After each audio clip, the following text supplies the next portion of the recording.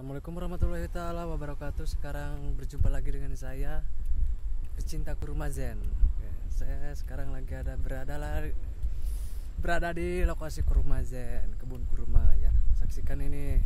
Tadi kami habis memupuknya ya. Nah, ini yang media planter bag ya. Alhamdulillah ada yang bagus, ada yang jelek. Ya bersyukur aja. Nah, alhamdulillah ya, kurmanya sudah mulai bagus lagi. Kemarin ini pakai pupuk tai ayam bakar. Alhamdulillah kurmanya sudah terlihat sehat lagi, pulih kembali.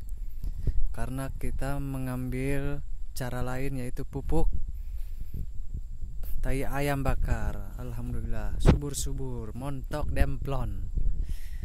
Mantap. Tuh. Perbedaannya jauh ya. Jadi kelebihannya ini, pupuk tai ayam bakar ini cepat timbul tunasnya, cepat menghijau daunnya, dan terbebas dari kuuk-kuuk ya. Kalau bahasa Inggris, kalau bahasa Sundanya kuuk. Jadi rayap-rayap nggak bisa kesini. Jadi rayap itu nggak mau kalau makan debu mah. Kalau tai ayam yang itu ya, yang khusus tai ayam gak dibakar, itu pasti cepat dimakannya oleh rayap dan kuuk, rawan sekali dan bisa menghambat akar kurma, bisa digigit-gigit sampai mati. Jadi hemat ya, tidak perlu membeli puradan yang banyak karena sekarang pakai pupuk tai ayam bakar, jadi terhindar dari kuuk dan rayap. Alhamdulillah, ini baru separuh ya. Ntar semuanya kami pasang dengan pupuk tai ayam bakar.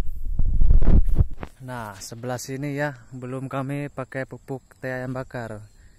Ini kemarin masih pakai pupuk tai ayam yang gak dibakar. Nah, sekarang kami baru order ya, masih menunggu tai ayamnya, masih dalam proses katanya pembakaran. Alhamdulillah kurmanya mulai mantap, bagus, demplon. Oke, sekian, terima kasih dari saya. Assalamualaikum warahmatullahi wabarakatuh.